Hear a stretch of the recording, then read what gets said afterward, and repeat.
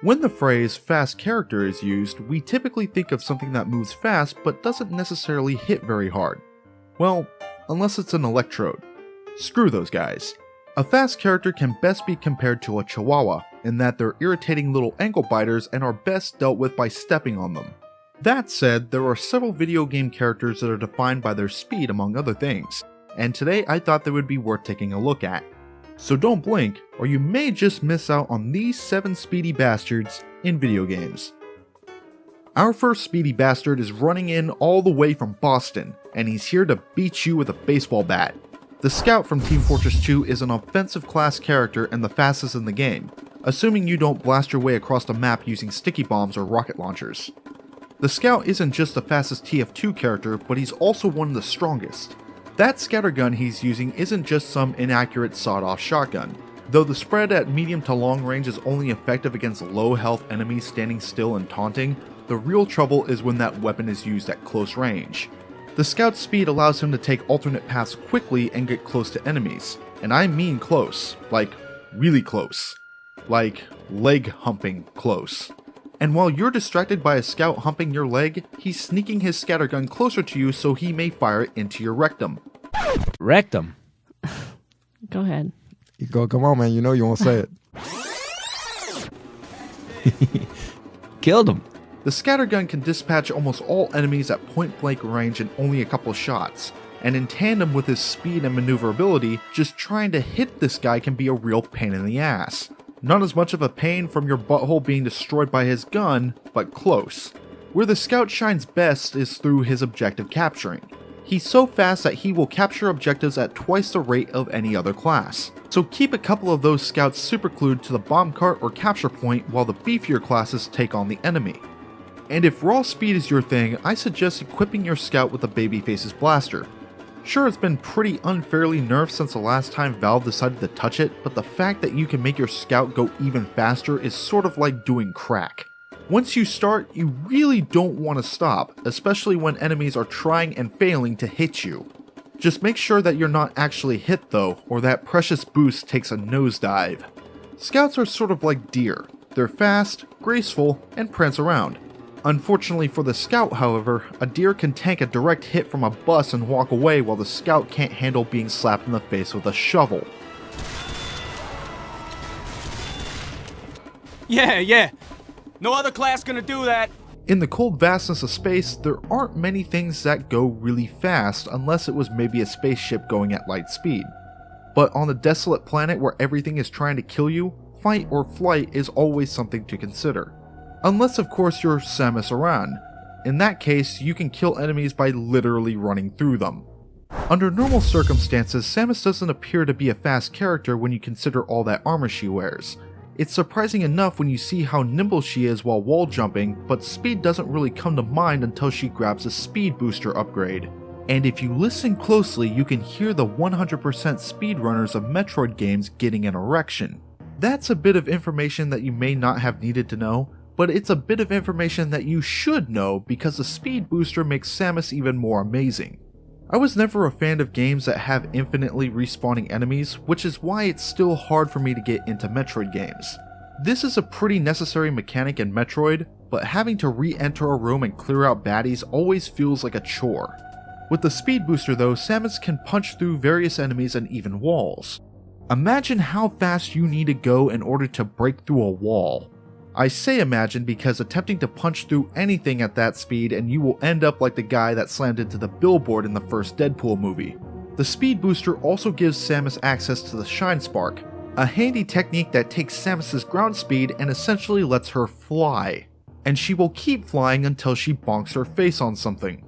And activating the effects of the speed booster is stupidly simple.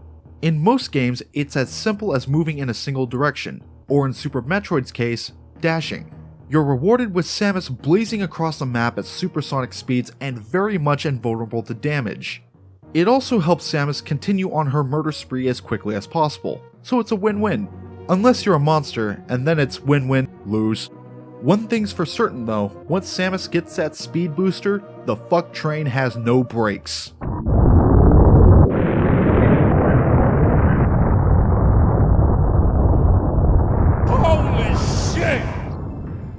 In the Smash Bros. Series, there are quite a few characters that are light on their feet.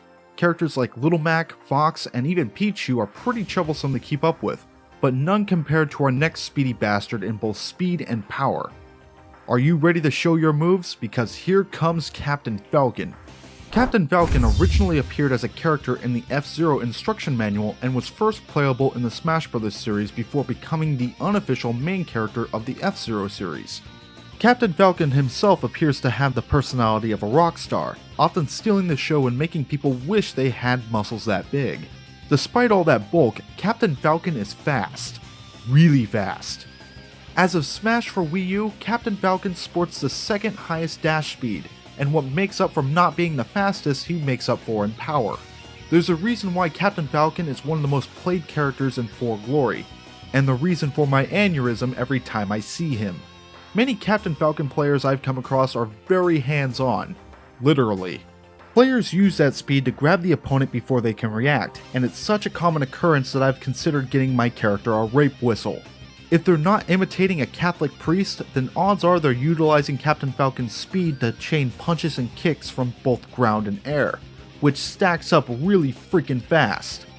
Captain Falcon is so fast that he can be a real nuisance in a fight, but what tops off his speed is how arrogant the character himself is. I guess you can't fault the guy's attitude when he's running laps around you, but with an outfit like his, the Falcon should probably apply for a spot on the Ginyu Force. The infection process is doing something strange to these soldiers.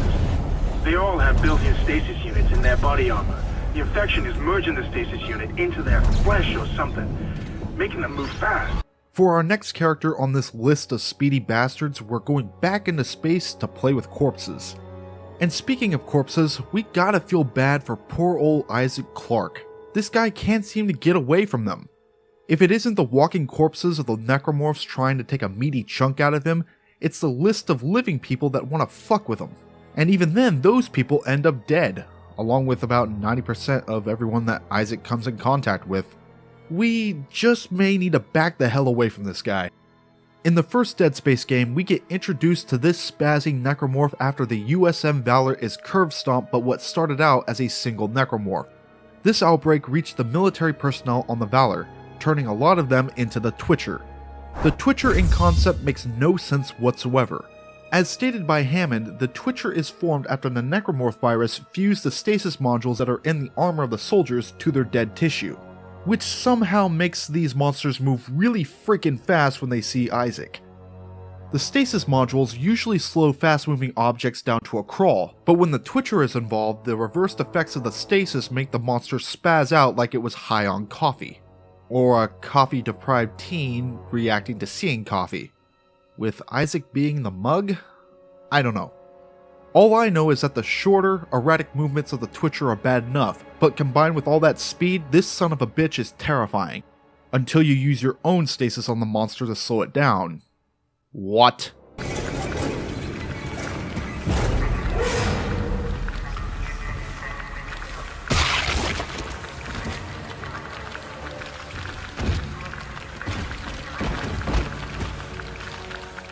Our next speedy bastard also happens to be the youngest on this list.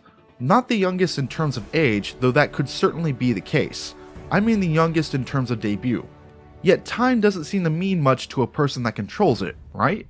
That's right, the cavalry is coming in with Tracer at the helm.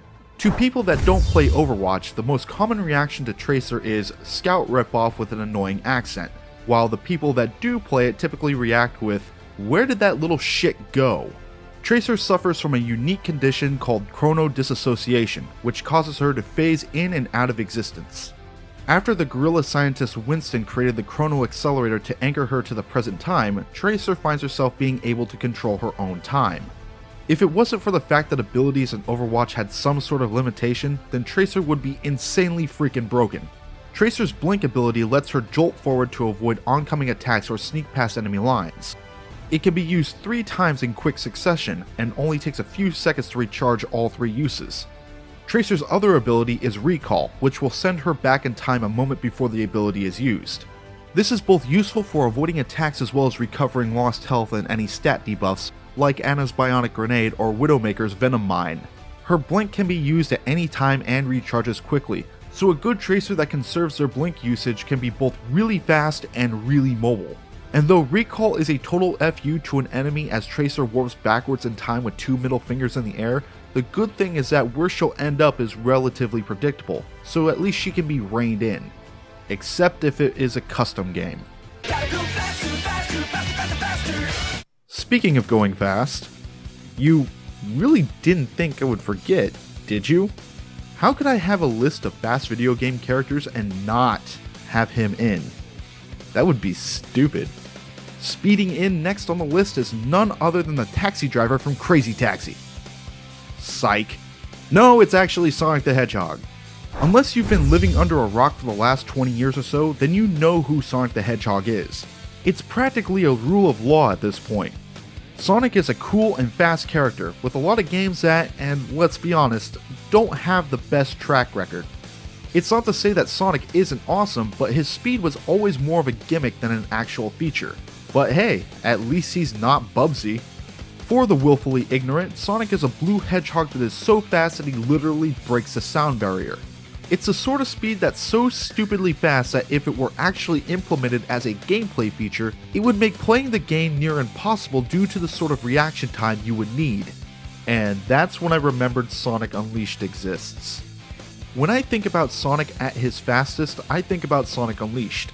Unfortunately, Sonic runs so fast in this game that platforming can be a bit perilous without near godlike reflexes. And I'm not exaggerating either, there's a few stages that have instant death at the start of the level if you don't jump fast enough. I like the way that Yahtzee from Zero Punctuation put it. A ROM hack designed by Hitler. Sonic's speed is quite cathartic though, especially when he uses a boost. Sonic's speed is so defined and well known that games that actively take away or reduce the one thing he's universally known for will be castrated and burned at the stake.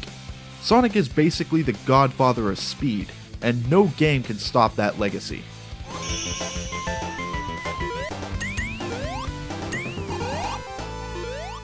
When making these countdowns, I try to make it a point to not put my picks in any particular order.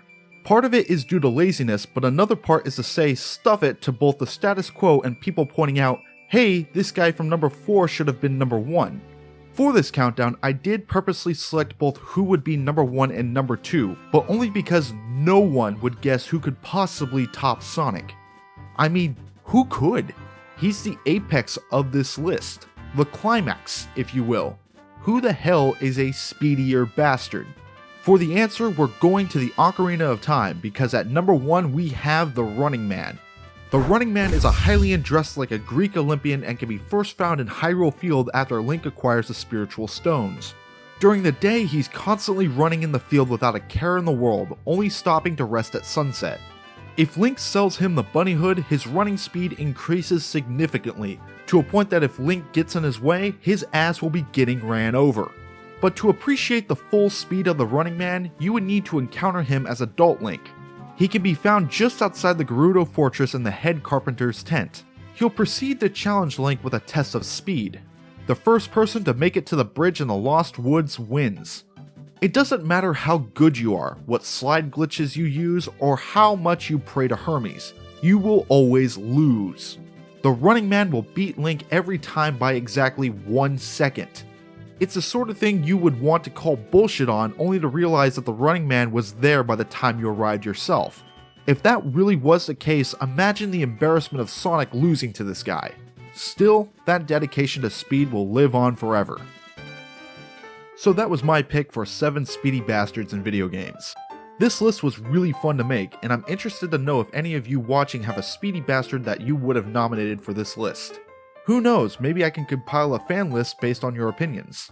I have yet to decide what will be the next countdown, or hell, even the next review, so if you have any suggestions, I would love to hear them.